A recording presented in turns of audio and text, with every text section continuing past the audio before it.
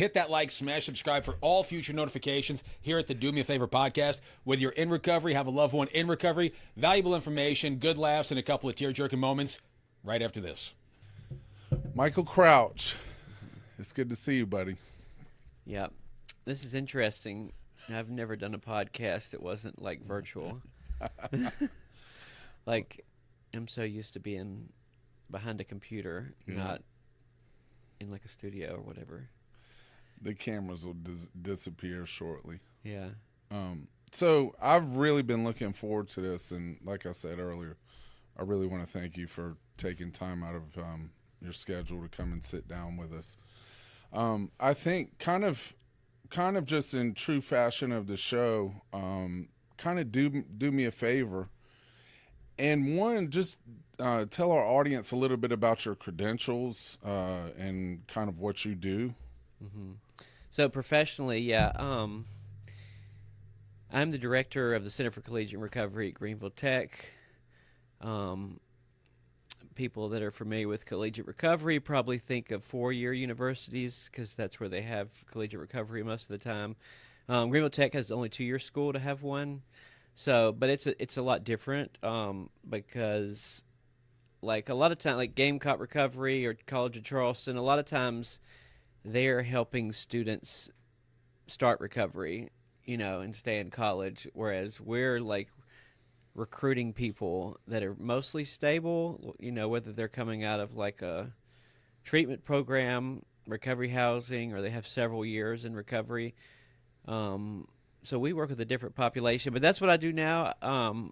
I have a bachelor's in human services that's focused on behavioral health. I'm certified as a peer support specialist nationally and also through APSC in South Carolina. I'm an alcohol and drug counselor in process. And yeah, that's a lot of the credentials. I have worked in I have a diverse background for my experience. It might be, I kind of need to stay somewhere, but it has allowed me to work. Like I worked in a Pickens Behavioral Health, which is a county, state system alcohol and drug program, like the Phoenix Center, those kind of things. That's like one environment. Then I moved to Favor upstate and worked in Oconee County and different places for a while, which is an RCO, which obviously y'all know is its own thing. Then I worked at Prisma and a lot of different, like in inpatient, outpatient, the EDs, and got that experience, and now in the college. So I do have a diverse experience.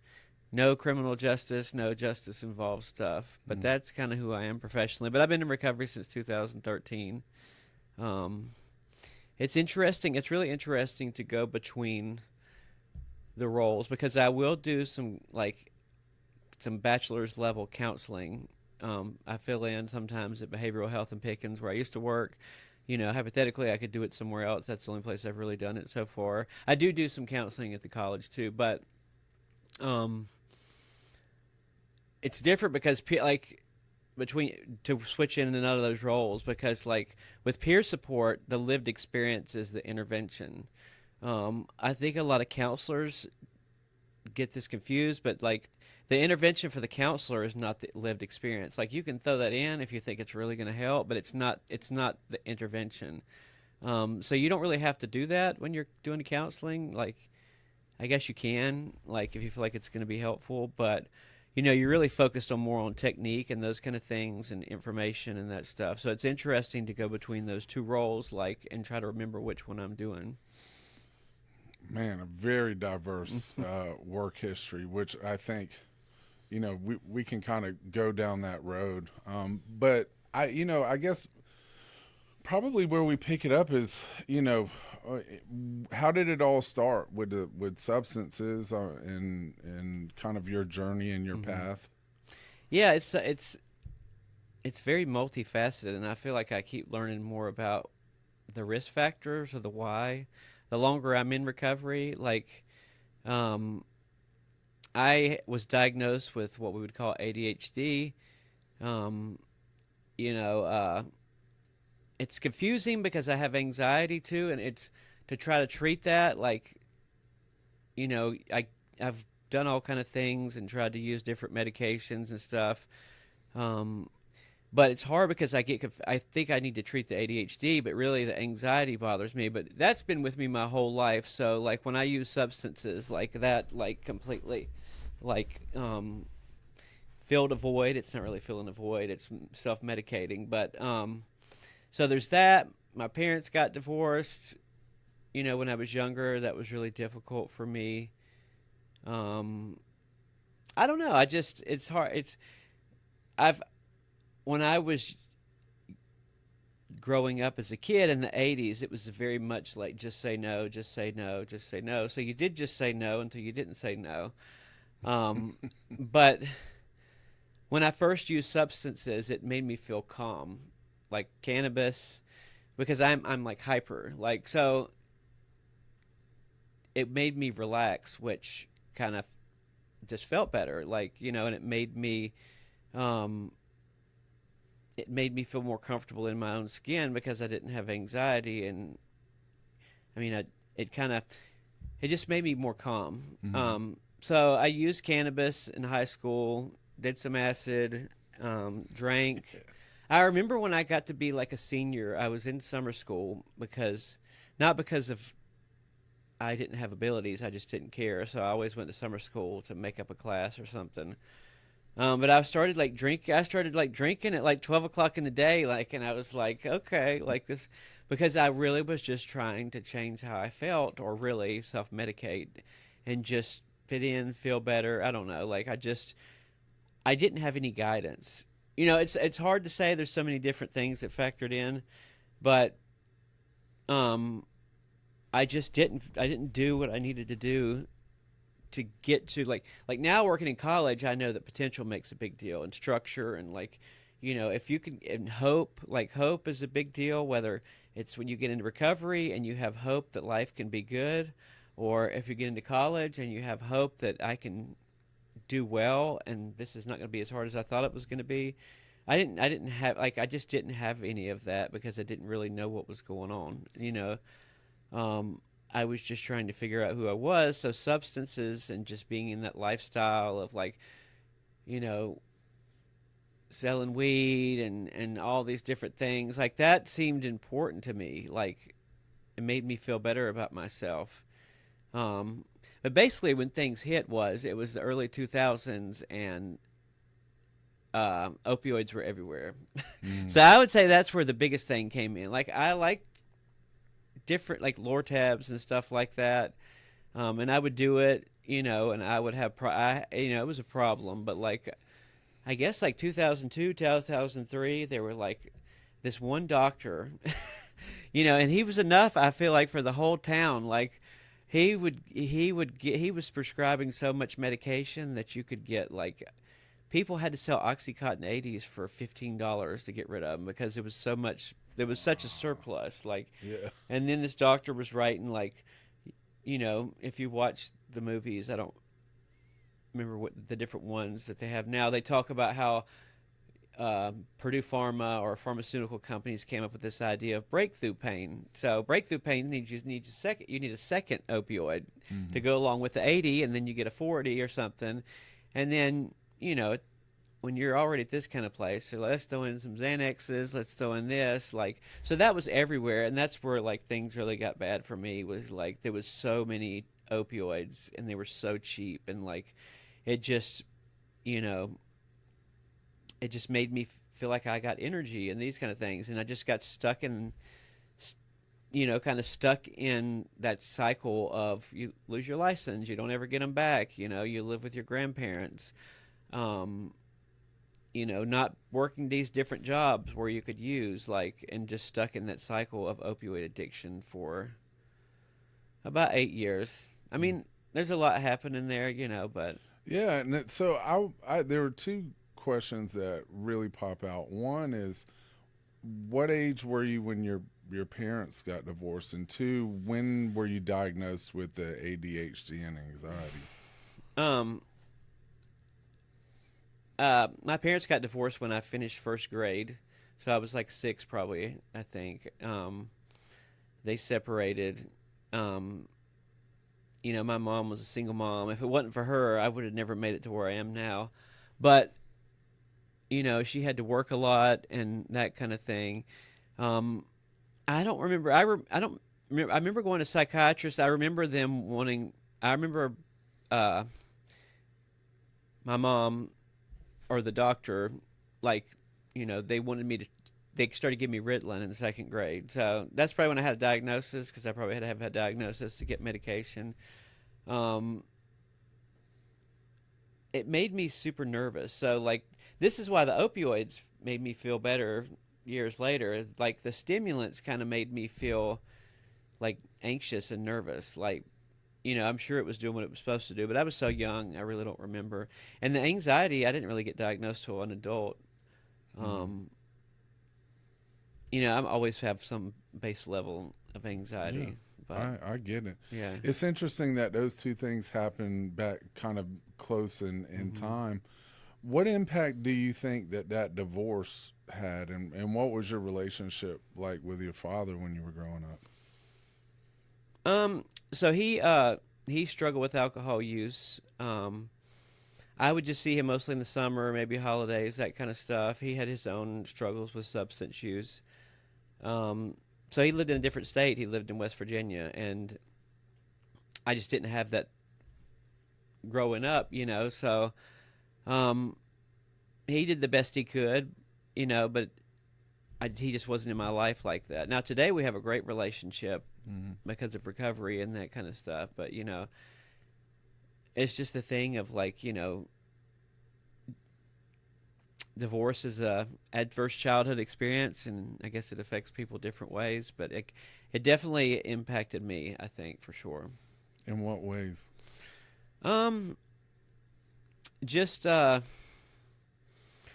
just don't. I think my mom had to work a lot, so just like not having the structure of a family unit, being a latchkey kid, that kind of thing, not having that sense of security, that these people are here and they're taking care of me and that kind of thing, if that makes sense. It makes perfect sense. The reason why I asked, that's a topic that kind of hits close to home for me, because growing up, other friends and people in the community, they seem to have the family, and my father was absent in my household, and it wasn't until years later of kind of looking inward and really acknowledging the impact that had. One, it hurt, as well as like a lot of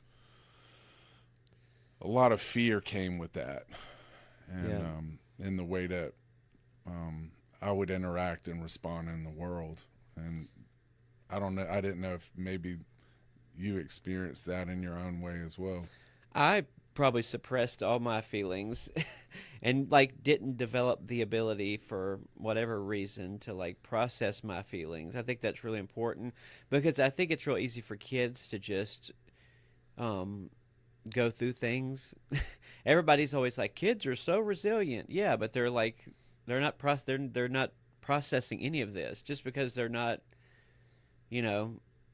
screaming and crying doesn't mean they're not, these aren't wounds building on them.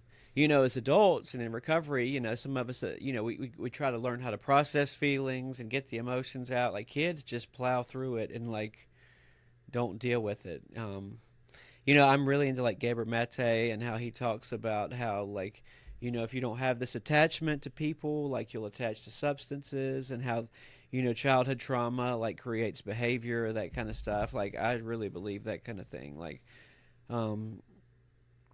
so yeah, I just didn't have guidance. And, sometimes people get football coaches or whatever. Like, I didn't have that guidance to, I think you have to let kids figure it out, but they still need some guidance, if that makes sense. Like, you can't make them be you can't make,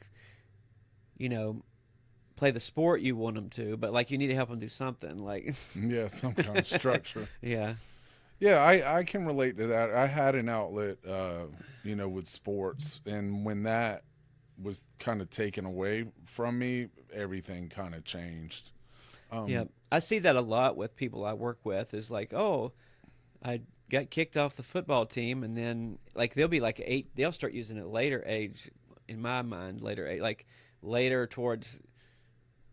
They got kicked off the football team as a senior, and now they start drinking a lot. Like, I see that a lot where like the sports is taken away, and then somebody begins to use a lot. So I picked up some day drinking later in high school around noonish. So what was give me a picture of the lay of the land in, I guess, senior year, because it seems like things kind of got ratcheted up. I just was hanging out with people a lot older than me, like, and I just didn't feel like I fit in high school. So I ended up like I hung out with people that like partied, like I was at Clemson a lot, and they weren't like students, but it like some people were students, some people weren't. But I was just trying to connect. I could connect with people that, did some drugs, drank a lot, that kind of stuff. So I don't know. I just ended up that way. Like, and I look so young. Like I was like a young high school kid, like it looked like at a college party, like I don't know, and people were like, "What are you doing here?" And then one of my older friends was like, "Leave him alone." Like, but I think just trying, if just trying to fill that attachment void somewhere else. Where do you think that came from? Just not divorce, and my dad not being around, parents not being able to like. Just I think a lot too is generational. Like I don't know that I don't think my parents probably had the most loving environment in their home. Like I think it's just continued. Like, but I think it's just a lack of the little simple things we try to do for our kids. It's like, good job, I'm proud of you, I love you. Like just being present, just making them feel secure and cared for, that kind of thing. I don't think I had that, and I don't think, I just don't think that there was the ability to have that. So you made it out of high school. Where'd you go from there? I tried to go to Tri-County Tech. Didn't really, I just expected to do it. Like in college, you just can't make your way through like you can in high school. So I did that a couple times. That didn't work. I actually moved to an area. If anybody's from me with Seneca, it's like the Utica area, and like just I started being the weed man. Like, and I started I could sell enough weed to like pay rent and like not have to work and that kind of thing. And I did that for a while. But just existing, really, like just trying to hang out in these different environments. Not really knowing where to go, to be honest with you. Let me ask you that, being the weed man, because there's kind of it's a catch-22 as somebody who's kind of taking the same path.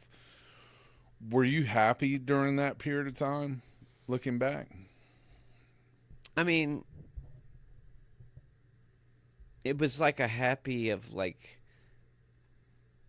a high happy, not a potential feeling happy, like when you complete a program or your kids are born or that kind of thing. So no, not really. I mean, I guess I thought I was happy. It was like it's like an adrenaline. Like I always like with ADHD, you're like, you're drawn to like adrenaline, that dopamine rush. So like it was like I could live in a constant like dopamine fix because I'm smoking, selling. So, but like it's not like a happy like you are when you really something good happens in your life that you work hard for, if that makes sense. So how long did you do that? A couple years until I got really addicted to opioids. That's really how I got addicted. That's really how I got the connections to get opioids. Was like people always would bring you pills, like wanting weed. They'd always bring you pills. So I just started. They're free. They're not costing me anything because I'm making enough money to where this is all free anyway. So just start taking them and led them that road. I actually lived with my grandparents for a very long time once the opioids kicked in, and just basically I'd work these little part-time jobs, places, and different things, and it was mostly it was a lot of years of just taking opioids and working and not really doing anything. I did struggle with meth for a few years Nice. um, in there, but like I don't know. That was like during my 10-year period of opioid addiction. Like, let's do some meth too. Like, but that got really problematic. So I just stuck to the opioids, if that makes sense. So when you say it got problematic, tell me how the meth got problematic. Because staying up for days and like, you know, it's more high risk. Like you're just in environments where there's more potential for violence, like, stealing. When you stay up a couple days, like you just don't have I didn't like that idea of not at least being in somewhat control. Like with opioids, you're only not in control if you think you're going to run out. Like, Yeah. with meth, you're not. You're not in control because you're not sleeping, and who knows what else. But it's interesting that now meth is so different. Now meth is like psychosis inducing for everybody. It seems like. Yeah, it's something different these days. Yeah. And the impact that it's having, I don't know what they're putting in It was so much use. It was honestly so much safer during addiction when I was using. Like I knew all the opioids were coming from a pharmacy. You never had to worry about that. Like you usually could know they were either yours, like, or somebody else's. There was no such thing really as fake pressed pills with fentanyl. Like fentanyl came in patches, and nobody really wanted that because you wanted oxys and that kind of thing. Like, so it sounds crazy to say, and like, but it was so much safer to use during those, like in the 2000s, than it is now. Yeah. Nobody hardly ever overdosed. I mean, they did, but like they had to really do a lot and take something else with it and all kind of stuff. Like, it is so different now for addiction. Was there a particular event that you can recall that made you say, all right, I'm not doing meth anymore? No, not really. My whole ending addiction and transitioning into recovery was never because something really bad happened. I always compare it to like a car running out of gas. Like, I quit doing meth, and I've got just doing opioids, doing that kind of thing. Kind of stopped taking the oxys and roxys, and just did like Lortabs. I don't even know if you can get Lortabs anymore, but like. So I like lowered the potency, Mm-hmm. and then went into like a methadone program, and like that really helped me get stable. I went from spending all my money on opioids to working, and I mean I hadn't had money in years. I got my license back, that kind of stuff. The thing when I started methadone back then, like.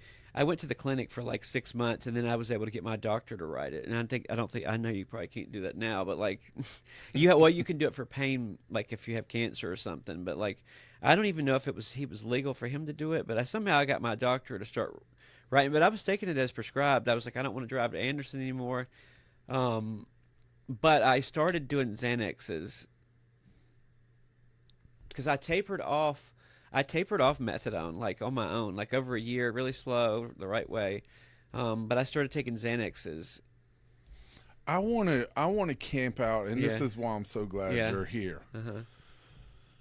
So I'm using opioids, and then I guess you hear one. How did you hear or get that thought, that transition? Walk me through from opioid use, street pharmaceuticals, to under the care and guidance of a doctor and a physician, and just the beginning of MAT and all things MAT.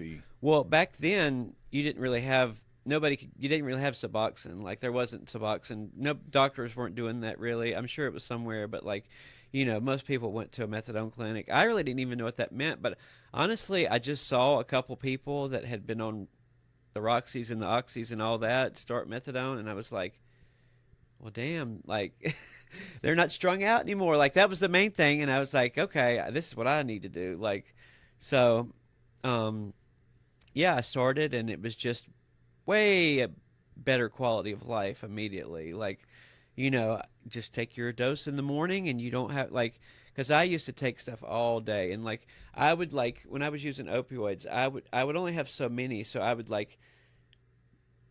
take them in the morning, and then I'm gonna like I need them for work in the afternoon, so I'm gonna do this long stretch for like 8 hours where I don't take any, and like you know what I'm saying, and like so like the rationing of it was Yeah. so like you know it just sucked, you know what I'm saying? But that's what I had to do. Like I'm gonna see how long I can go until I can take the next one, and that's not really fun. That's just more dependency, and you don't want to get sick. Like and then, so to be able to see people just go get their one dose of medication in the morning and not worry about it till the next day, I was like, okay, this is definitely something I want to do. And then once I did it, like there's so much misinformation. Like, yeah, I was tired, but it take like after about 3 weeks to a month, like you don't have those,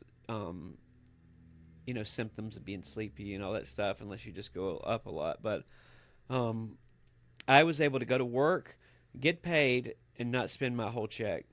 Before that, I used to like owe people money by the time I got paid, like have these schemes to where me and a friend of mine would, when he got paid, he would get some for us, and when I got paid, I would get some for us, and like I did that for years, like me and him helping each other out to not run out of opioids. So like it just seeing somebody else do it, and that was the main thing, seeing it work for somebody else. So it sounds like for quite a while, it wasn't even about getting high. It was just about not getting sick. Yeah, for the most part. And then sometimes the things would come in, that's where the meth would come in. Like I wouldn't do meth every day. I would just be like, okay, I'm just basically taking opioids for 10 days just to feel normal. So tonight we're going to get high, like that kind of thing. I'm back regular, so we're Yeah. going to turn it up a notch. Yeah. So it sounds like it's fair to say that the MAT and the methadone changed and improved your quality of life. Yeah, it showed me that it gave me hope that I could live different for sure. And I went, it was crazy because I immediately, as soon as I got on methadone, I was like, I'm gonna get a license. Like I haven't been able to pay for ADSAP and How'd you 8 lose your years. license, man? Don't hold out on us. Huh? Well, the first time was just simple possession of marijuana, a couple DUSs, DUI. So like, I think I originally lost it for a DUI, but I was on opioids, so I never had the money to go get them back. Not a big thing. Nothing was really traumatic, but just years of once I lost them, I didn't never have the money to get them back. But once I did get some money, I was like, okay, I'm going to ADSAP, and I was in IOP, of course, and mandated to go to meetings, and like I was going to NA, and like I didn't care what they thought. I'd get my license. Of course, they didn't like that I was on methadone. I didn't really, but I was just like a paper signer, so nobody really got to know me that well anyway. My counselor at the IOP didn't like that I was on the medicine, which was really weird because I was like, "Are you kidding? Like this is the best I've ever been." But that was a long time ago, and like they really didn't like MOUD and that kind of stuff back then. But yeah, like that. So it's a stepping stone. But I was on methadone for like 2.5 years. Like a year of that was me tapering myself off. But about 6 months on methadone. Like the first 6 months, I was like, I'm taking my medication as prescribed. I'm doing it like I'm supposed to. But I didn't really have a recovery process in the sense of like I didn't go out and try to meet people and do a lot of things different. Like so. I didn't have, I guess you'd say, support. I don't know. But I remember 6 months in, I found some Xanaxes in my closet. And I was like, okay. And I took 2 of them. And, like, I immediately went and smoked a joint. But that was the first time I did anything other than take prescribed medication in 6 months. So that kind of got me like, well, I can take methadone, but I'm still can, like, smoke weed and maybe take Xanaxes sometime. Like, I didn't get out of the mindset of like I need to stop using. I need to be more stable, if that makes sense. Yeah. So when I tapered off the methadone, eventually I started taking Xanaxes every day, and I took bar Xanaxes every day for like 2.5 more years until I went into detox and came off of them really quick, which is a crazy withdrawal in this process. But that was in 2013, and then I've been in recovery, this kind of recovery ever since. But if you think about it, it was really a process of getting well for a long time, and we just call it recovery once you get to this point. But like, there was like I was removing things that were dangerous, like that kind of thing. If you look at it as a process of recovery from the beginning of any kind of motivation or change for treatment, because I had to do different programs throughout that time and all kind of other stuff. Like, really, it's a process of moving towards wellness, and then when we get to this one place, we start saying it's recovery. But Yeah, and that's where when I hear it, one, I'm interested to hear like how that made you feel when you had a counselor who, it seems like they were just shaming you for using medication. But also, I'd like to nail down, what do you feel your definition of recovery is to you? Because you're like that kind of recovery, but it seems like that whole process, like looking back, but you don't know that. no, you don't. Again, because you're not. Other people aren't telling you. They're telling you you're not in recovery yet, if you even are connected with those people. But I wasn't even connected with people that could tell me I wasn't in recovery. I was doing this on my own, so there was no like favor. We support all pathways. We're going to meet you where you're at. We're glad, and I don't know that I would have been connected to that anyway, but who knows? Like, but the counselor, that was like, I was just caught off guard because I didn't have experience. I didn't know that people cared that you took methadone to begin with. Like, I was like, why? I was just in shock, and like I just didn't say anything. But it wasn't like shaming. Like it just was like, this is weird. Like, why do you care? Like. Like, I didn't know that it was not okay. I didn't know that there was a bias to begin with. Yeah. So I didn't care, like, because I was still in the mindset of like I hadn't connected with the community or felt like I was really part of society again. But I was like improving my life, if that makes sense. Yeah, it makes perfect sense. Like now, I don't know what recovery is. I know that it's a process of change and fulfilling your potential. That's what it feels like for me. But I don't know. I just don't want to define it I want people to be happy and get well, and it's hard for me to like, I say it, but the reason I talk about recovery is because I want other people to hear it. Mostly people in the community, so they can start supporting it and continue to support it more, and hire people in recovery, and just I want to normalize that idea. And for other people, but I don't really care in the sense of like we're going to sit here and figure out what it means and talk about it and all that stuff, if that makes sense. Like when I talk about being in recovery, it's more just like I would say I'm a man or I'm a father, or like it's a label that I can say so other people can kind of know who I am, if that makes sense. But I'm not going to tell somebody else they're not in recovery. Like, I don't want to stop that path of getting better for anybody, if that makes sense. Like, makes perfect sense. I 100% think that if they had like peer support and addiction professionals in the ED when I overdosed, or like all of these different intersect points where I went and people go now, jail, police officers, probation, like if there was somebody throughout that process like that we have now, where they're like, okay, I'm going to call you and reach out to you whether you even want me to or not, like that kind of thing, or just people offering help. I think that I would have probably stopped using a lot earlier. But everywhere I went, like crashing a car under the influence, like going to jail, sitting in jail for 30 days because you don't have the money to get out, overdosing, waking up in the ED, crashing another car, having to stay inpatient in the hospital for a few days, whatever, all these different places. There's nobody using like MI or something to talk to you in a way that makes you feel like you can trust them to get help. Mm. So there's no help really. I mean, the help, like back then it was like some detention officer guard would tell you need to straighten up, or like nobody really knew how to intervene and try to offer help in a way that wasn't like shaming or making you feel less than or making you feel like you're the one with the problem.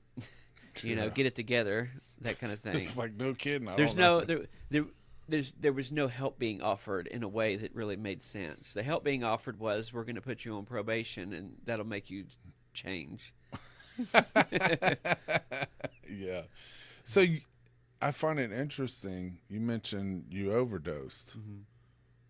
Walk me through that. So I didn't overdose.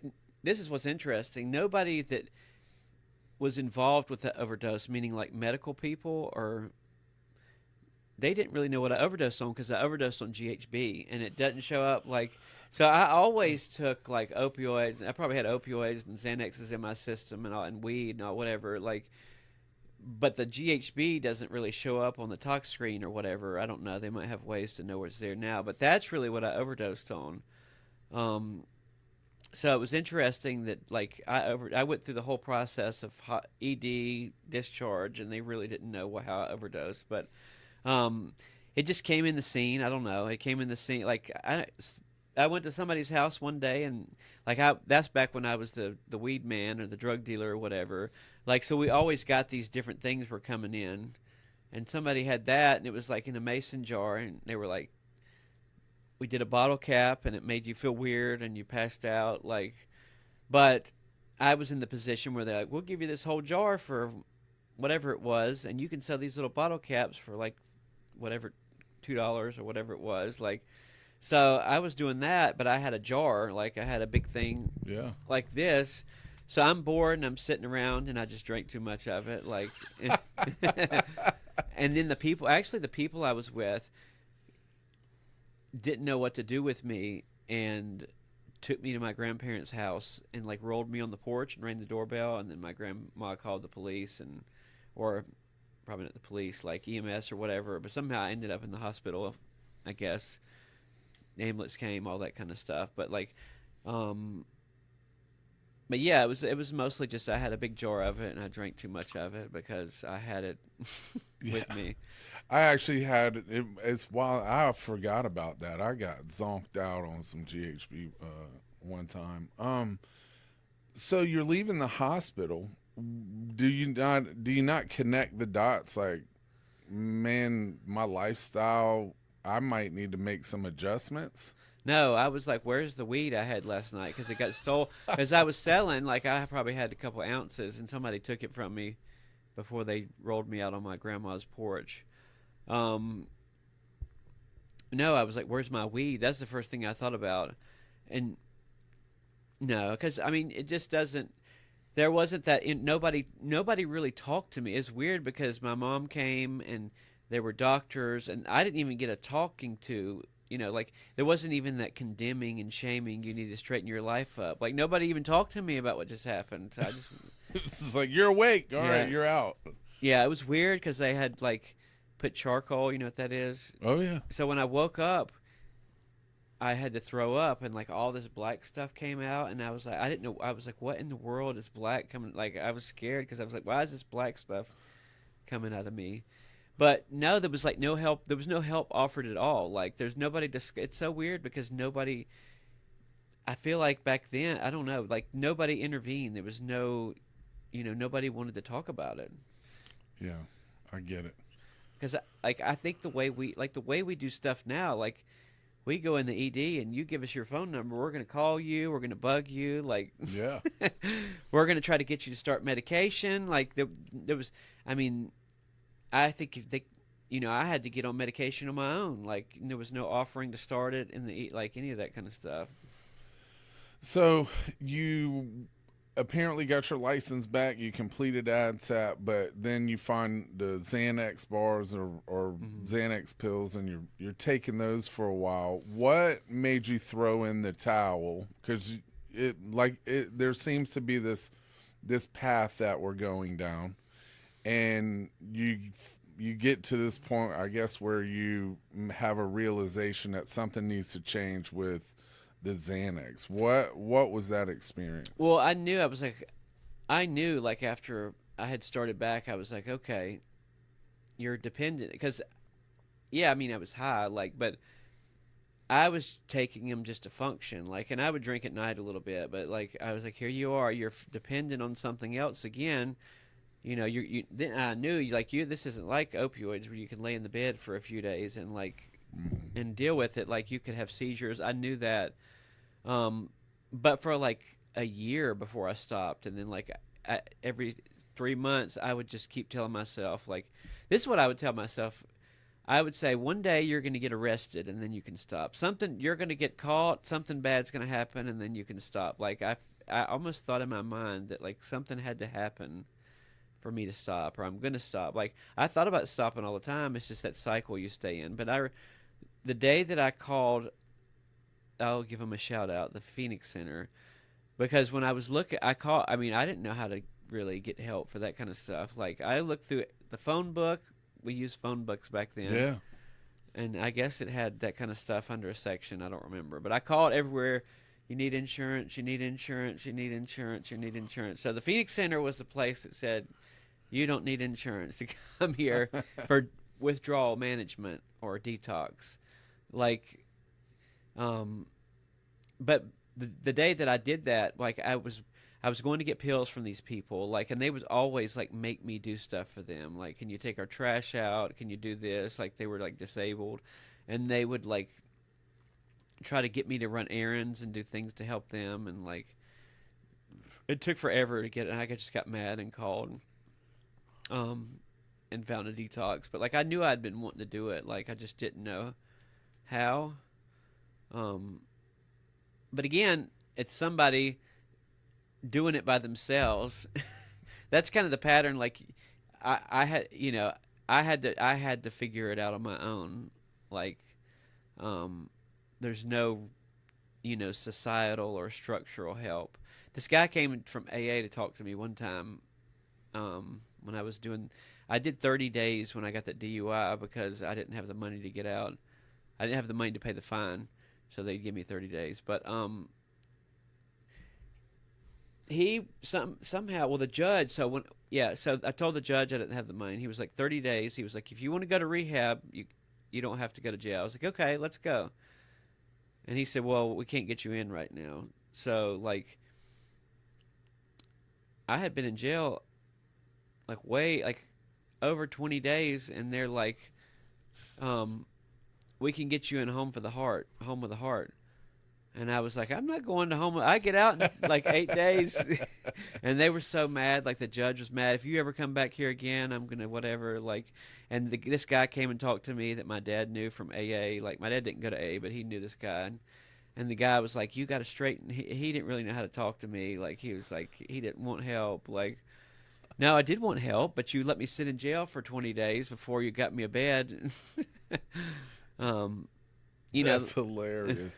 So you went you went to NA for a period of time in the IOP, and I take that was just kind of transactional. You're just there to get a signature. Did you pick up anything during that period of time, do you think? Because I did. I think I picked up 30 days, maybe 90 days, maybe 6 months. I can't remember because it probably took me a long time to get through IOP just because they drag it out. But that did really help me because that's kind of what I did when I got out of the detoxes. Because I remember, like, the Phoenix Center, they're going to come up with a discharge plan or whatever, and I think they wanted to send me to home with the heart again. And I was like, no, I'm going home, like, because I knew I don't know, but like I did tell that my plan is to go to 90 meetings in 90 days because there were people coming in from NA bringing to detox and talking to us, and I had done that before, so like that was the only thing I knew. So like I did do that, and I really got super involved in NA after that. But yeah, I really didn't want to go to rehab. Like, I was like, I'm just gonna go home.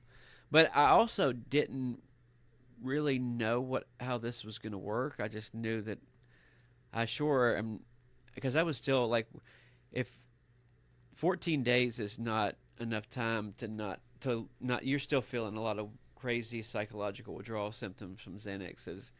Like, best practice is to like taper somebody off over 6 months, not go from 4 bars a day to nothing in 2 weeks. Like, but anyway, I knew that I was scared to death, and I knew I wanted to do something different. I just didn't know what to do.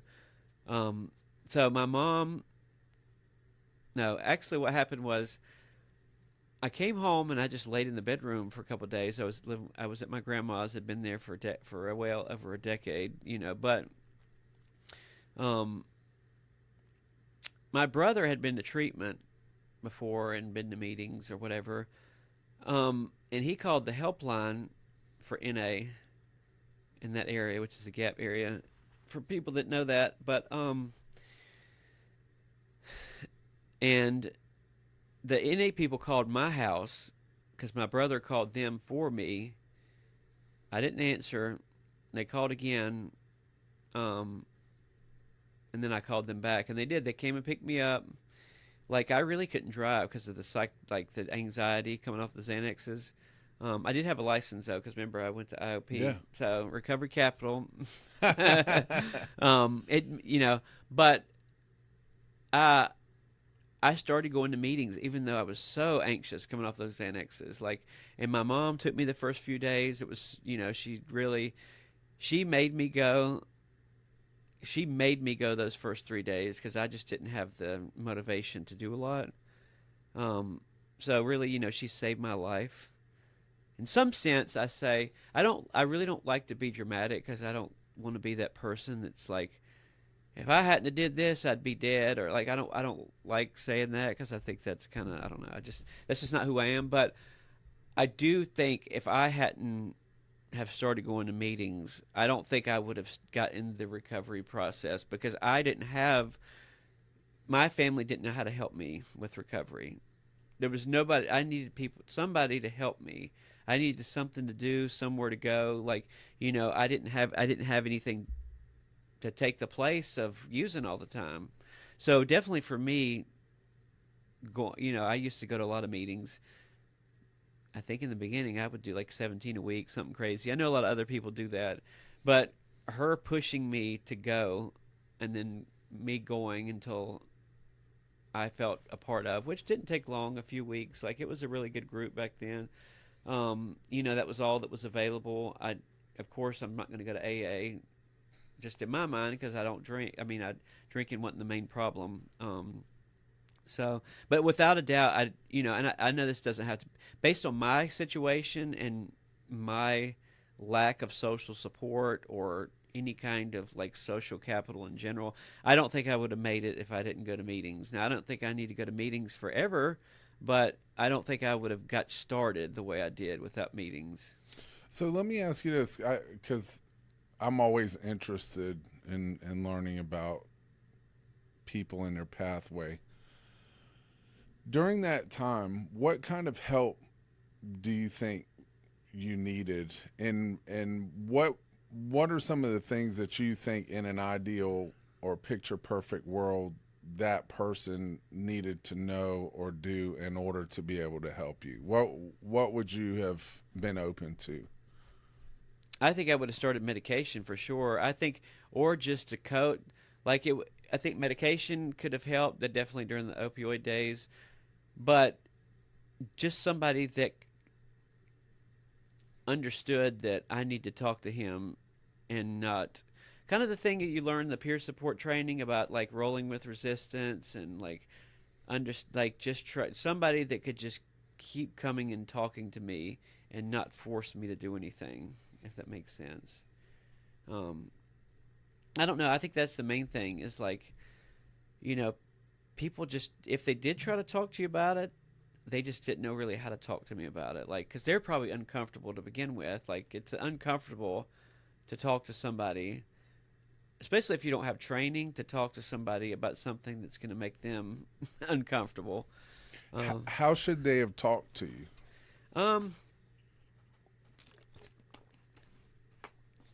I think it would just be a simple conversation of like, you know, what's going on? How did you end up here? Like, you know, have you ever thought about this, this, and this? Just compassionate, just regular. It would just really just regular conversation, but kind of the way we get trained to slide in the slide in the things that can try to help the person, but just kind of talk to them like a human being.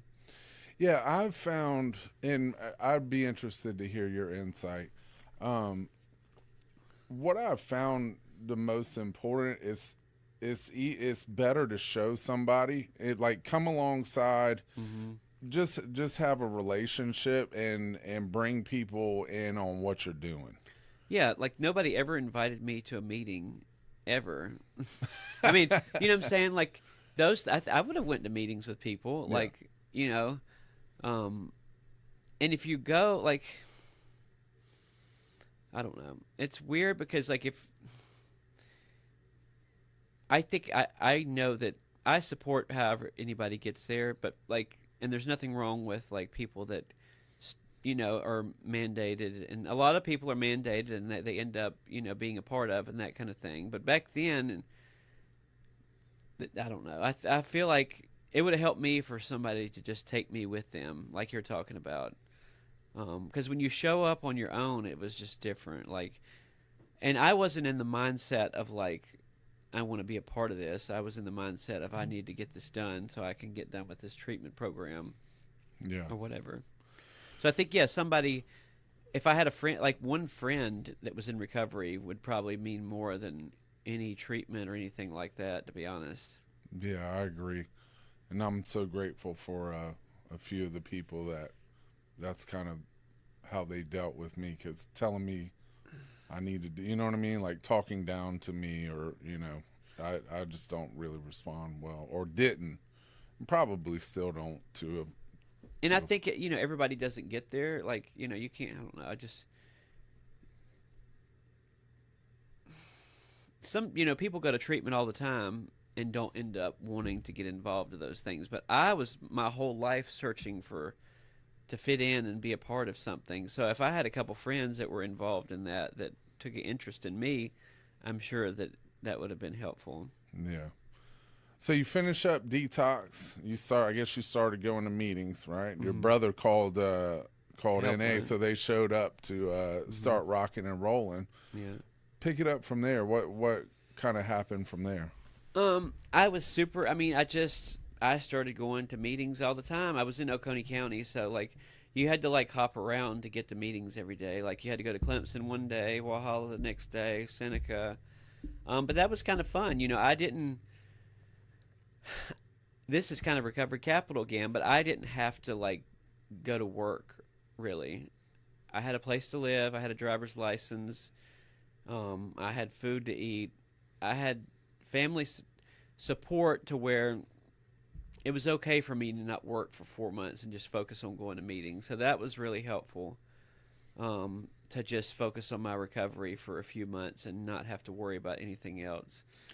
Could you speak, because I don't want to take for granted some of this language people may not be familiar with, but tell us a little bit about what recovery capital is, and if we're helping people, how important that is to kind of know what we're talking about, and how maybe to apply it, or what to look for, and just all things on that idea.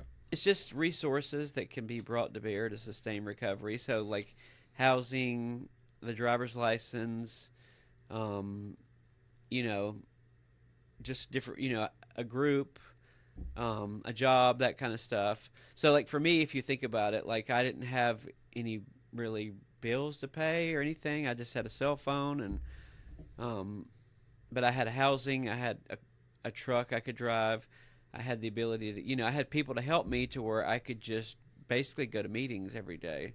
Yeah. So that was good for me, and that's not everybody's process, but to just focus on recovery for the first 3 months without really doing anything else was super helpful for me. So you've started to kind of get the train moving in a different direction and building momentum. I had bought into recovery within a few weeks. Like it took after about a couple weeks, I was like, okay, I'm gonna do this, and I'm gonna do it. Like I was like Captain Recovery or whatever you want to call it. Like, you know, I was all about it, if that makes sense. So when you say I'm gonna do this, what is this?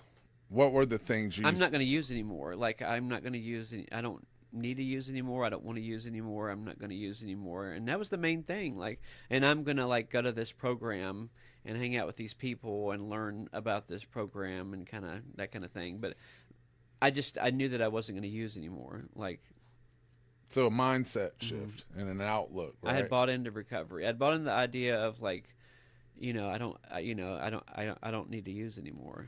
And that was in NA. Mm-hmm.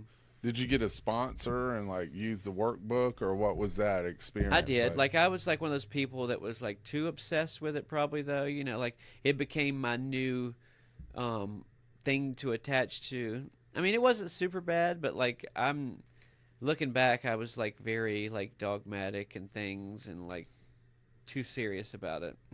But that's where I was at, if that makes sense. Yeah, I mean, hey, but and that's the thing in the personality. Like that's how, as I take, like if you put your mind on something, then that is what it is. Yeah. What in that experience were there people that, looking back, were very instrumental in helping you, and if they were, what did they teach you? What are things that stand out? A lot of it was just them letting me hang out with them. But I will say my first sponsor, I had seen him come into the place I worked and buy a sandwich a few weeks before, so it was interesting for him to kind of be there when I came back, or when I got there. But I mean, you kind of learn things. Like a lot of it was just having a new environment to be with people and hang out to figure out what I was going to do with my life. That was the big part of it for me, I think. I mean, you learn little things that are helpful for sure, but like I think a lot of it for me was just a space to be while I figured out life and a new way to start life. Was there an emphasis on spirituality? Yeah, there was, and I kind of always had a belief in God, so I kind of just tapped into that a little bit.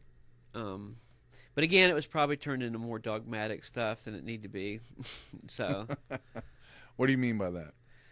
Just like, this is what the program says and this is how it is, and like, you know, getting mad if somebody says Jesus in the meeting, like being very like dogmatic about this program. Like I would say religiously focused on the program that way. Did you have issues with religion? No, not really. But I was in environments where I'm sure other people probably did. Yeah. I remember, I mean, I got what you would call saved when I was 9 years old because the preacher was talking about, like, and you would hear this in certain churches back then, maybe now, I don't know, but they'd say, like, if you died and on the way home in the car ride, are you going to heaven or hell? Like, so, I mean, I was in environments where other people were probably traumatized, but I just didn't really take it seriously. I was like, yeah, whatever, like, yeah, you know, but I have a different outlook on my belief in God now, for sure. So, what is that outlook? I go to like a LGBTQ affirming church because I want everybody to be a part of. I do believe that God makes people how they make how he, she, or him, whatever, makes people. Like, so, but I don't really follow that denomination, but I feel like they welcome everybody, so I like to hang out there. Like, I just believe in God. I'm a Christian, so I do follow the teachings of Jesus. But I don't try to like impose that on anybody. Like, it's more personal for me. Like, it's my personal relationship where it's just about something to lean on. You know, I did learn really cool things like in the 12-step program or NA, to where like I practice the idea of like, this is God's will and they don't understand it. I understand it.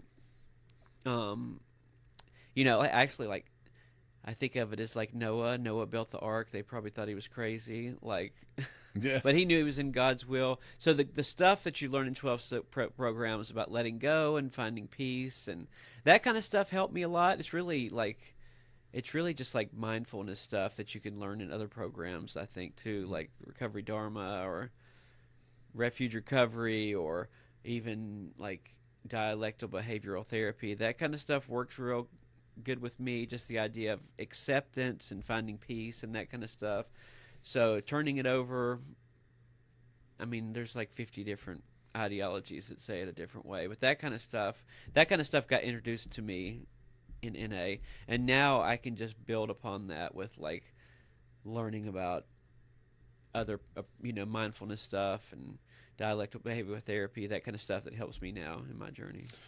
I'm glad that you bring those up.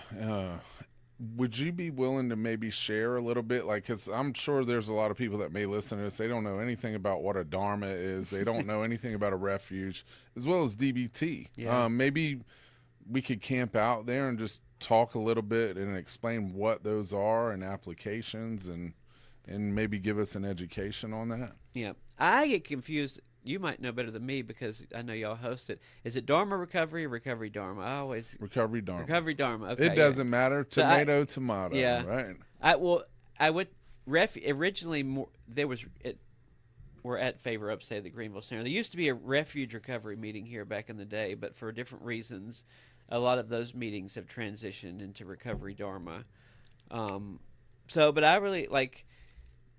Those are programs that do an inventory process like a 12-step program, but different, but it's still the inventory process. They're just not steps, they're something else. And it's about meditation, and those are just pathways of recovery.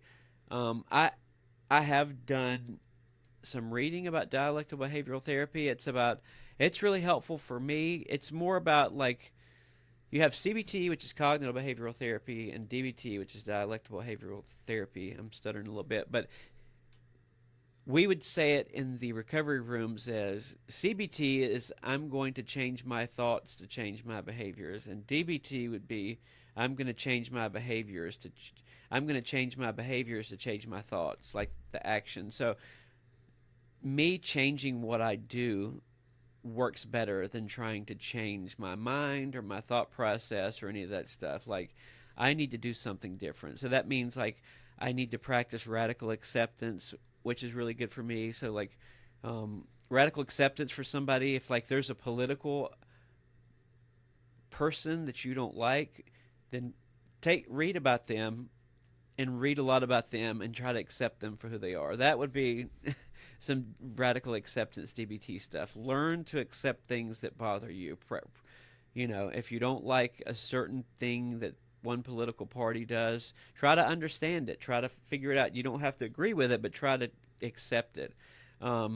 Mindfulness is like just being in the moment, not trying to jump, being cool wherever you're at, not feeling like you need to be to the next thing. That really helps me because my personality is like get to the next thing, so practicing that. Setting intentions, like setting an intention would be like, I'm going to come in here to this podcast and walk out and leave. Like, and that works well. Like, if you have like a situation that you think may be confrontational, you can say, I'm going to go in there, I'm going to tell them this, and I'm going to leave. So that's how kind of DBT works. Some of that stuff, like, and to do it in a treatment modality, you really should be certified. But you can also read about it and learn about it, and that could be helpful too. Is mindfulness important to you? Yeah, I've just tried to start practicing it the last few months, but definitely for me because if you go way back to being hyper, ADHD, that kind of stuff, it's a way to work on being calm and present that's healthier than a bunch of opioids and Xanaxes. That's a fact. Yeah. I didn't realize, man, when you were talking about, and thank you for sharing, I ran into the wall of what Xanax can do, and it took quite a while to kind of get emotions and everything in line. I didn't even realize, probably until a year later, I guess from my brain healing and the true impact. And the thing and the reason I share this is when I when I threw in the towel from an overdose, I went to a recovery community, not a treatment center. And I had been using astronomical amounts. I'd wake up eating a couple Xanax bars and throughout the day, and I did that for a tremendously long time. And coming out of the hospital and just showing up with no medical aspect. I remember I had a seizure one night in my, during lights out time, and I suffered tremendously just because there was no medical attention, and I did not realize until probably 6 months in, like, man, this Xanax really messed me up. Like, personally, I could just look, like, with my memory and emotions, and I mean, it was a struggle to kind of walk that thing out to get even keeled. Yeah, when you're on them, it's almost like like you're wearing tinted glasses if you take them all the time. And I remember when I stopped taking, like, the first few days with detox, like, the sunlight made me sensitive. I don't know, it's really crazy, but I'm sure there's a purpose for all medication. It's probably not to take 4 or 5 bars a day. Yeah. I concur. Yeah. So you're doing well in NA, and so how did you kind of move into this space of, like, actually working in recovery? How did take us from the meetings to how you get into the space of a career path? So my first thing I did, like 4 months into recovery, I went to Voc Rehab, which is super helpful. I worked in their training center. That's a pretty supportive environment for recovery, especially if you're, like, motivated, like, because they're going to help you a lot. They don't care that you're in recovery. They're not going to shame you. They're going to support you. Did that for a few months and then got a job at Oconee Hospital, which is now Prisma. But I worked there for 5 years, but about 4 years in or so, like, I just felt like I wanted more with my life. So I went back to Tri-County Tech, started taking gen eds, which is like English, math, that kind of stuff. Didn't really know what I wanted to do. But I started that process of, getting an associate degree, which what that ended up being. But a friend of mine had been working at Pickens Behavioral Health, Katrina Moss. She worked for Favor, but it's weird because sometimes, like, throughout this process of being a professional, I've seen where you have so many jobs available, you can't even get somebody to take a job, and then sometimes everybody wants the jobs, like, but, like, they couldn't get a peer support. They had 2 and they needed a 3rd, and they were having a hard time finding somebody. So she asked me if I was interested, and I had never really thought about that. But I said, okay, yeah, and I went. I got the job, and I didn't really tell people that I worked with, or, like, I lived, like, 2 lives almost, and I think a lot of people do this, or they definitely used to do this a lot more. You went to meetings, that was your recovery community, but you didn't really talk about your recovery anywhere else. So I had to immediately start learning how to tell everybody I was in recovery, because that was going to be my job.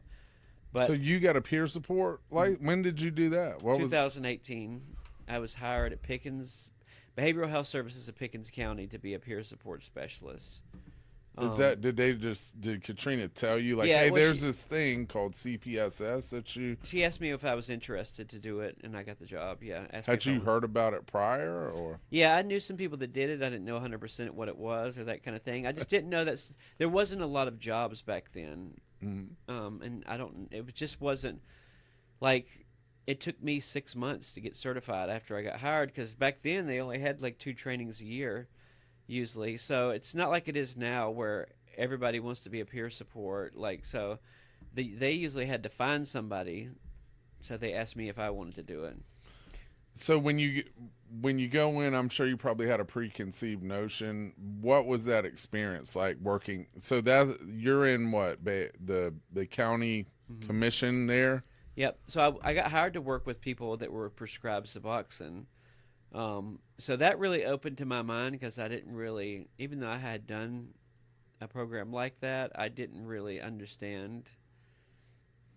I thought I was just trading one for another, even though I had done it back then because I had been like brought up through NA for the next 5 years and was like, you should just.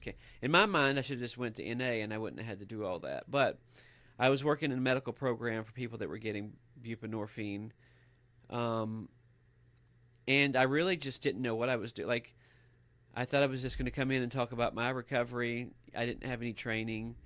But two things it did, once I finally did get to go to a training, and it was a cool experience back then because now, like, I mean, it's fine and I don't think it needs to change and it's probably okay, but like everybody does the training virtually, right? Mostly.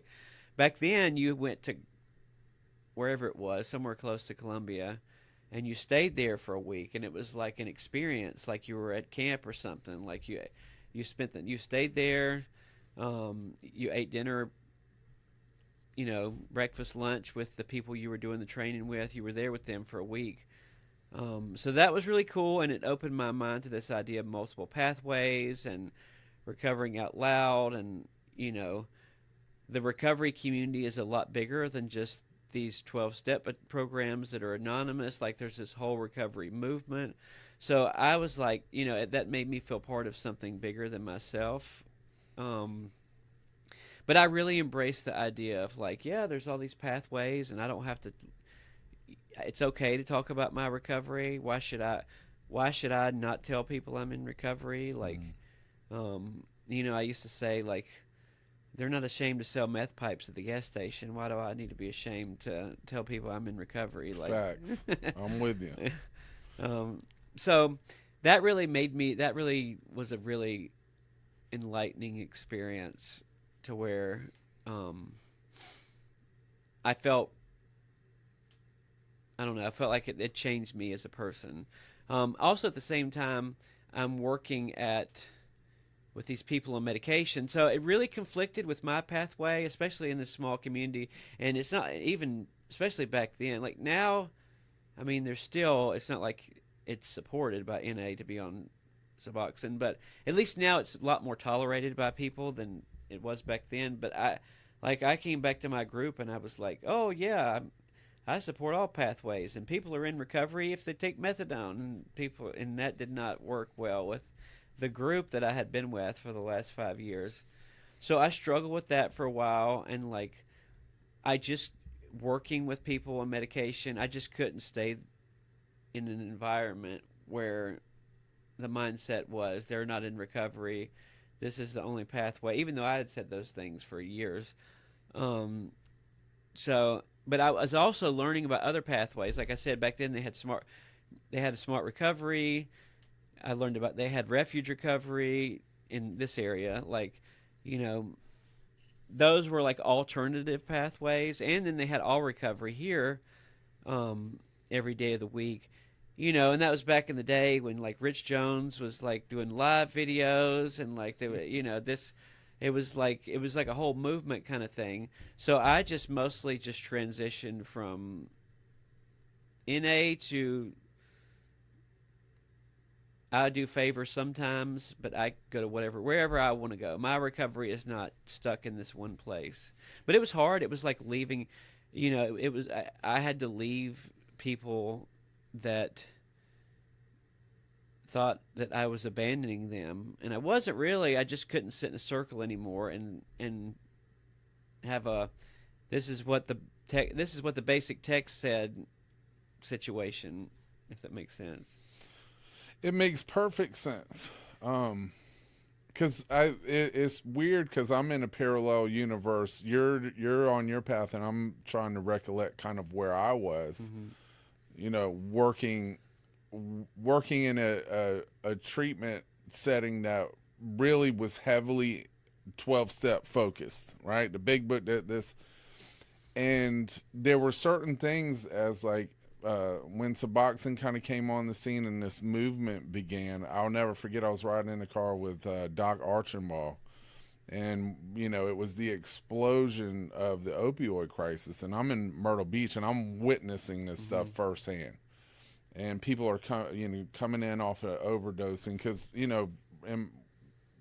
during the era when was using substances, heroin wasn't a thing. You know what I mean? And that you're starting to see this thing just take over our community, and it's like this is a different monster. And I'll never forget we were riding. I think it was when they brought Danny Trejo to speak or something out of Favor Grandstand, but he said, Nathan, it's kind of hard to talk to somebody about their spiritual condition from the grave. Yeah.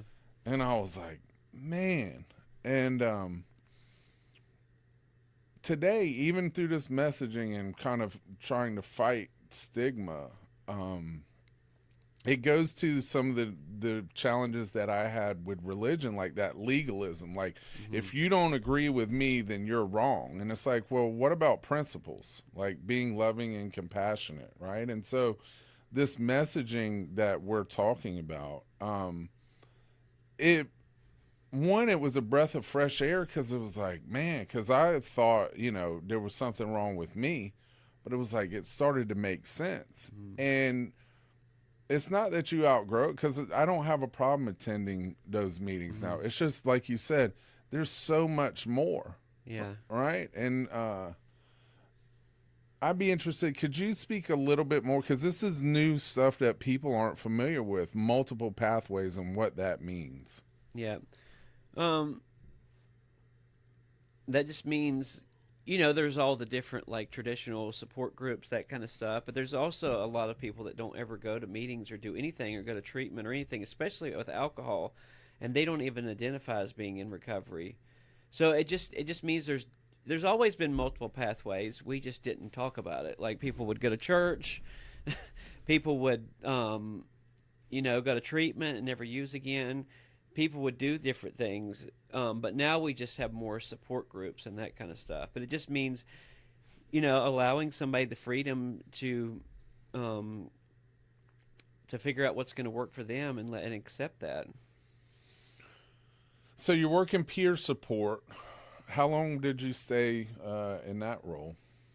I got really frustrated there, because it's interesting, because it doesn't bother me now. I do contract work for them as a counselor, and I'll just go do a group, but I didn't like just the idea of the clinical treatment model that's not not community based, like a recovery community organization. So I worked there for 2.5 years. I got offered a job with Favor Greenville, what it was called at the time, to work in Oconee County, just to be a person down there working with the justice system. It was during COVID, so we didn't get to really go in the detention center. We used to sit outside of we had to be creative, so we would sit outside of the detention center in the mornings when they let people out to try to talk to them. But I transitioned from there to that job, and like I said, I've been in different places, but it's interesting because here's one thing. I went from BHS and Pickens to Favor Upstate to Prisma Addiction Medicine to Greenville Tech, and I always thought I was going to get to a place where I was going to get to do more individualized care, help people better. But really, there's not a place I'm going to get to where it's going to be everything I want it to be, and I've kind of figured that out. So that's interesting. I'm going to put that in the back of my mind, because I'm interested to hear that. So you get addiction medicine. Mm-hmm. That's with, I guess, the hospital system. What was that experience like? The lay of the land, and what was your role in that? It was cool. We learned. They do a lot of research. I got to learn about research. Here, pull that close. Huh? Yeah, pull that closer. Oh, there you go. It was cool. I got to learn a lot about research. It was cool. It was just it was the horse that, they have an outpatient program where people come to get medication, but a lot of what I got to do was working in the EDs, trying to talk to people, and then we would get consultations and visit people and inpatient. So it was really cool and unique to try to engage people, intervene to help people in the healthcare system. It was really good. Just learning. It was frustrating. There's a lot of burnout in the healthcare system. People that use drugs are like looked down upon and treated like not so well a lot of times. So that was hard, but it was a good experience. What kind of research? So they at Diction Medicine they do all kind of research. Like we did one research study where we had a peer support specialist. Like you would do CBT modules with and without a peer support specialist, and it showed that with the peer support specialist they were more involved in the stuff they did. They did more of the modules. They have different studies. They did one where they were seeing if ketamine infusions would be helpful for methamphetamine use, that kind of thing. Just different ones they had there. They did stuff with they did a lot of stuff with hepatitis C treatment. So it's interesting because as I hear you tell this story, the peer support, there are nuances, right? Like the nuance from, let's say, Favor in Oconee to Addiction Medicine to the agency. Those are three very different verticals and spaces. And what are some of the, maybe you could walk us through some of the pros and cons. Like if you had a magic wand, what would be what are some of the things that work well in those spaces, and then what are some of the things that you would probably make adjustments? So one thing I will say, like when we started the Oconee Center in Oconee County, and we talk about multiple pathways, it is very difficult to bring an RCO into an established recovery community that's been there for 50 years or who knows how long, like, because they're like some of your concepts and things. So you're always like being insulted or talked about or trashed, and that's very difficult. In Oconee, in the rural community, like a lot of people loved us, but like a lot of people were like disappointed that we're not faith-based.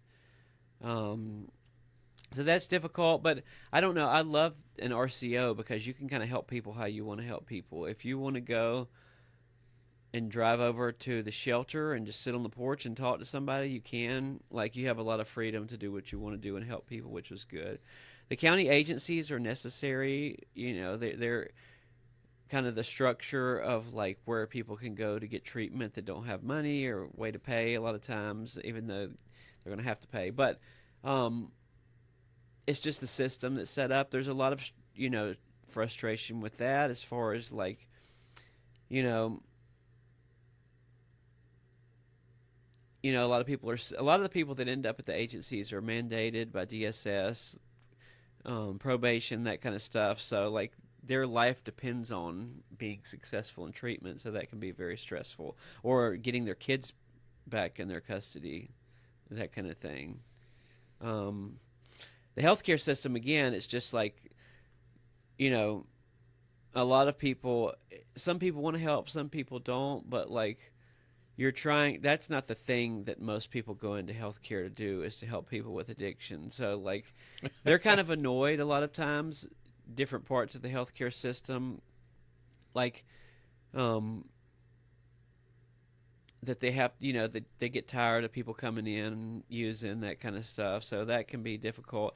But again, it's also so neat. Like, so many people have probably been helped just because somebody talked to them in the healthcare system. Like, all the times that I was through there, nobody even brought it up. Like, nobody offered, let's start this medication, let's do this, that kind of thing. How do we improve that, right? Like, in rural communities, right, there's a lot of like, how do we bridge that gap, as well as bring the education in the healthcare system?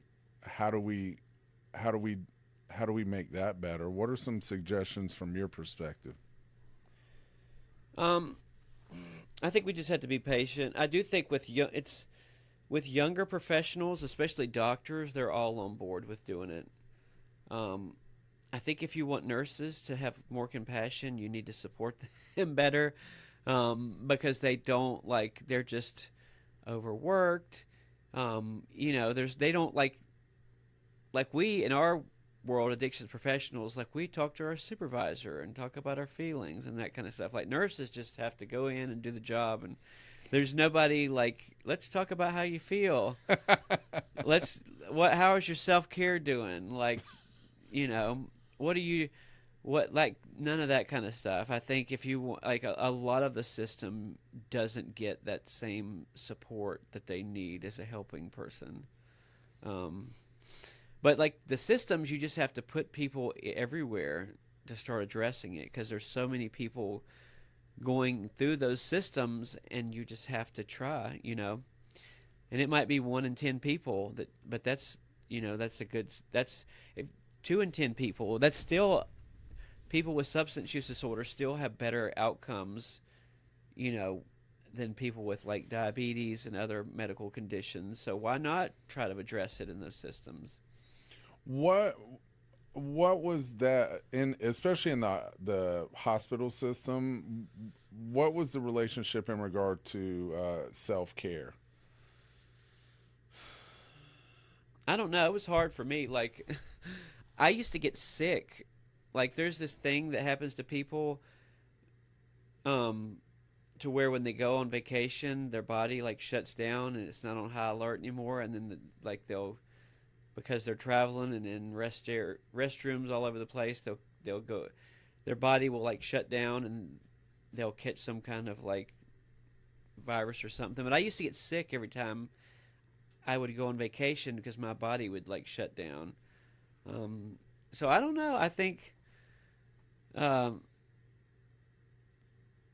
for me it would just be more awareness, but I think you just have to create a system where people are taking care of better themselves. There's in addiction professionals, mental health, you have to have some kind of check-in usually. Mm-hmm. I personally feel that self-care, just overall, if you're going to work in a healthcare system, I think we could do a better job for the employees, nurses included. Yeah, well, because you have to. Some people could do it on their own, but you really have to implement it. It's kind of like the same thing. There's nobody talking to them about it. So a lot of people need somebody to just talk to them about it and help them and try to encourage them to do self-care. The help needs help. Yeah. Yeah. So this collegiate recovery thing, how did that come about? Talk to me about that.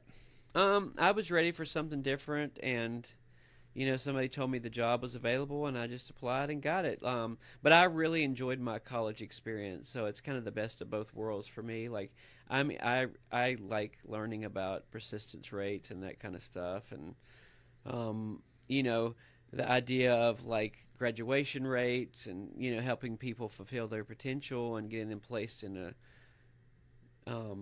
higher wage job and all that kind of stuff is really interesting to me. So it just kind of happened. Yeah, so you come in, and I just want to reinforce Greenville Tech Collegiate Recovery. Day one, you come on board. All right. Walk me through some of the things that you recognize, things that you've implemented, and the growth that's happened since you took that program over. The biggest thing is we now focus a lot on recruitment. Colleges have recruiters, and the Collegiate Recovery program has always kind of been able to do outreach, but we try to recruit like a recruiter would in the recovery community. So, there's a lot of opportunity for people. We work with people coming out of Solutions. We've had a few people from Solutions get their CDLs, and that's what we're able to do, those short-term degrees. We work a lot with Serenity Place. People will graduate or get close to that, and we'll help them get enrolled. We work a lot with Jasmine Road. So a lot of people that kind of in the beginning stages of recovery or stability, we work with them. But then we also want to inspire people that may have been in recovery for a while and have always wanted to do it and just needed that encouragement, if that makes sense. Yeah, could you talk about some of the educational opportunities and what that looks like? Yeah, so there's always the transfer stuff. A lot of people go there and transfer to a 4-year university. We have a really cool associate degree in human services, so a lot of times there's not, people can do that and go into social work or different things. There's just a vast, there's a lot of short-term things people can do, like phlebotomy or CNA or certified medical assistant. You can get your CDLs. Those are like short-term things that you can get certified in and get a job. Um, there's You can do welding. You can get your welding certificate in 3 semesters, or you can just keep going and add some other classes to it, and you can get a associate in welding. There's criminal justice degrees there. We have a culinary arts program. We're about to make it uh, a bachelor's degree if people want to stay. If people want to stay at Greenville Tech, we actually have 2 bachelor's programs. We'll have so we have a big advanced manufacturing program. So a lot of what we do is feeding these manufacturing programs or companies around here, employees and that kind of thing. But you can get an associate's in advanced manufacturing. You can get a bachelor's in advanced manufacturing, even though we're a 2-year school. You're about to be able to get your bachelor's in the culinary arts. But we have all kinds of things. We also have a diesel program where you can learn to work on diesel cars. We have another automotive program. So it's just all the technical stuff, along with the normal stuff of you can just start out there and move on to a 4-year university and get a more affordable education at Greenville Tech before you move on to the 4-year school. So there's the recruiting part, which I'm concerned. I guess I may need to come over there and go back to school. But are there other things that you do as well as, let's say somebody says, hey, I do want to come back and get a degree. What other things do you and your team and So if they decided they wanted to enroll, we would walk them through the process of that as a support person, the same way you would walk somebody through going to treatment. So it's a lot for people that don't understand those systems. Like, you apply, you register, you apply for financial aid, pick classes, and then meet with an advisor. So we walk them through that process. And then it's overwhelming for a lot of people that have never been to school to try to just keep them calm and just, I know this is a lot of assignments.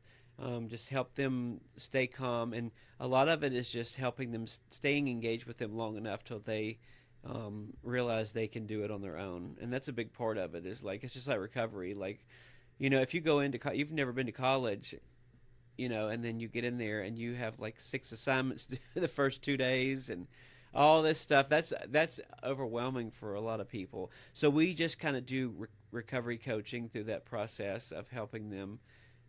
Get if they need a tutor, linking them to the right resource, but a lot of times it's just helping them stay calm and do the work until they understand how to do the work and not feel overwhelmed. But we also have like recovery support groups. We have a lounge where they can come get drinks, refreshments, hang out with other students. We do recovery or sober activities.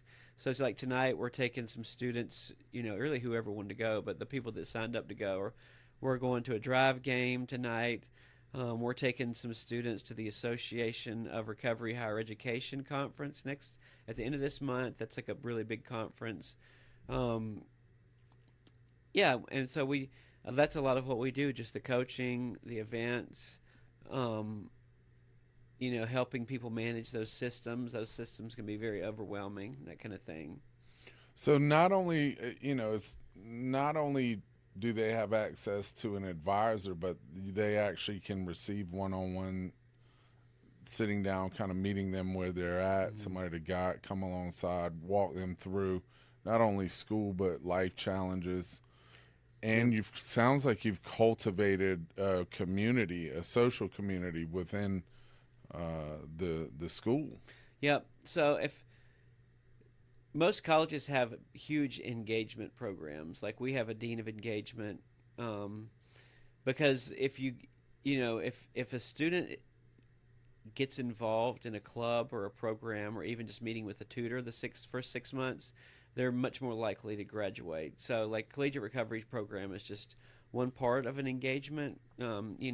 Some people join the debate club. Some people join the Southern Baptist Club. I don't know. There's all kind of different things. We're not really a club, but we can do some club like things where people can hang out together. So, people are just more likely to graduate and persist, which persist just means you don't semester to semester, but they're much more likely to complete or graduate or get some kind of certification or be successful if they're engaged in something.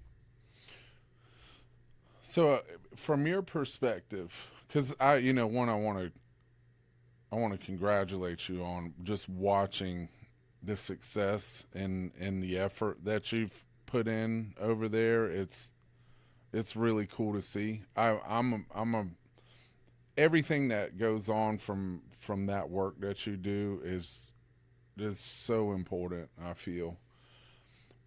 What do you see the future? What are some of the things that you're working on, or things that you would like or you hope to accomplish in the years to come?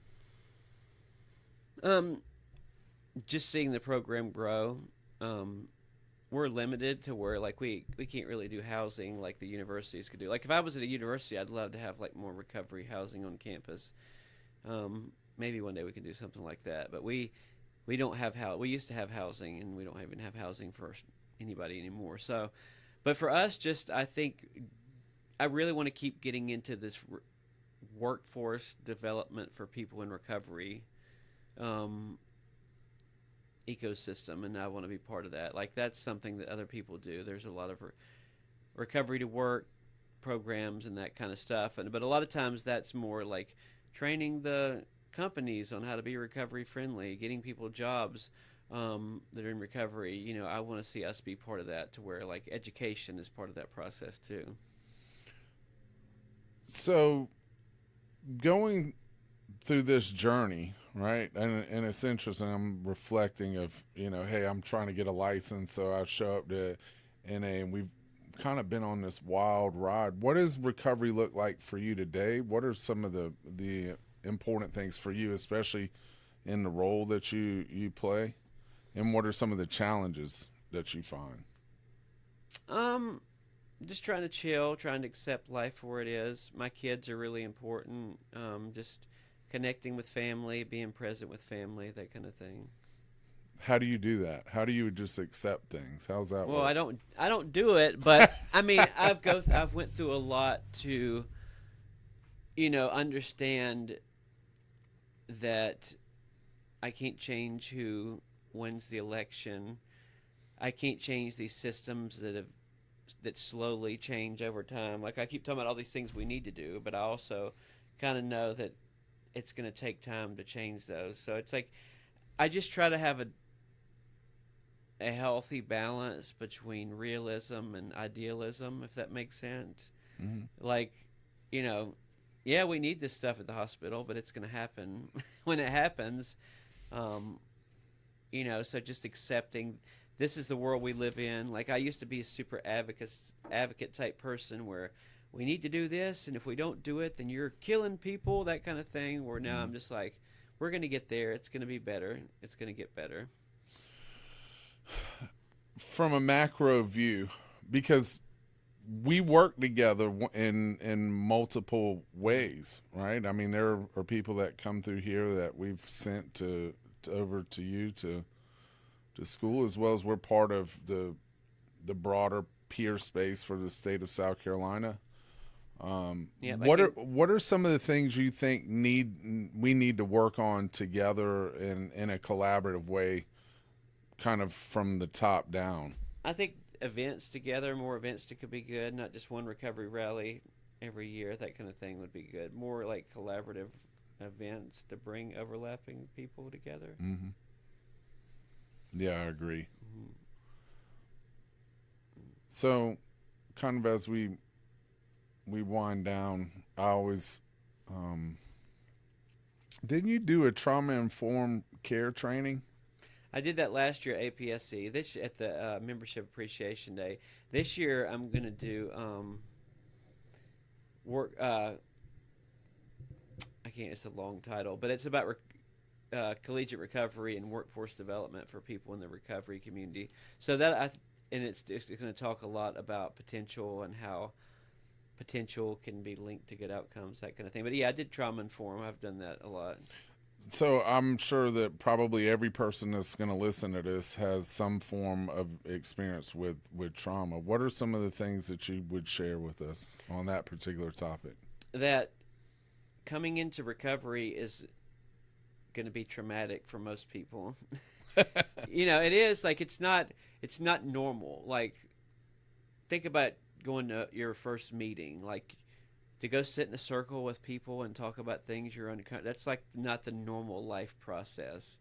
So this is already a lot of, or whether you go to treatment or whatever you do, it's already not a normal experience for people. So how can we make them feel safe in this process that is probably super uncomfortable for most people to begin with? Not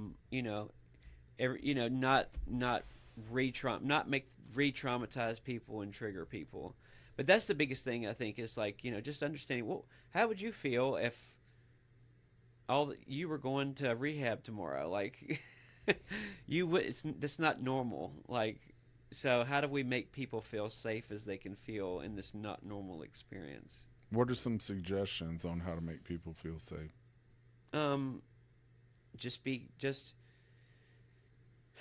Don't react to them. Let them be reactive. Just be nice is a big part of it. But if they're cussing, don't say, you need to sit down and be quiet. Like, just try to normalize people and make them feel like you think they're normal. Because it's easy, like, if we walk outside and there's a guy laying there that's obviously unhoused and lives outside and that kind of stuff, like, and we think, oh, he's about to come ask us for some money. Like, it's uncomfortable, right? So the same way we can tell that guy, we can tell that guy, we can say, I don't have any money, but I'm really happy to see you. I hope you have a good day. You want some water? Or we can't give him money. But the way that we could make him feel like he's a normal person, the way that most people don't make him feel, or she, or whatever, like, the same thing with people with stuff, like, if somebody came in the front lobby right now asking for help, like, how do we make them feel like a person and not a victim or a strange person, or like, how do we make them feel like anybody else that walked in the door, whether they asked for help or not? That's so important. So my question, let's what kind of insight or advice would you give to somebody who may be just starting out in the CPSS space or considering CPSS? What's some insight or advice that you would share? It's not about you and your recovery. It's about taking your experiences and making people feel like you're connected to them. I think people come in and they want to tell them about recovery a lot of times, and like, it's not that. It's like, it's about making people feel like you understand. So, it's not about telling them how many steps you worked. It's about saying, oh yeah, I know what it's like to be in treatment there. I went to treatment there, that kind of thing. I used to live there, that kind of thing. Finding ways to connect with people, but just telling them this is not about your recovery. This is about you using your life experiences in recovery or maybe somewhere else to connect with that person. Man, that's fire. So I guess I'll close with this. If somebody's listening to this and they're struggling or they're new to recovery, what's some valuable suggestions to someone that may be considering change or new to recovery? And this is really good because this is the NA thing, or maybe they say it in AA too, but I don't even remember where this comes from, if it's literature or something. We just say, well, no, it is literature. It's in one of the readings from the beginning, but find people that believe in you and want to help you in your recovery. I think that's really, really good advice. Really want to help you in your recovery. They don't, if you're on medication, they accept you for that. If you're transgender, they accept you for that. If whatever, like, if Find people that believe in you and want to help you in your recovery. That's a really, really good piece of advice that's in one of the things you read before NA meetings. Man, that's a bar right there. Well, Michael, hey, I want to thank you for taking the time, man, and I really appreciate you and the work that you do, and I look forward to the future. Yeah, thank you.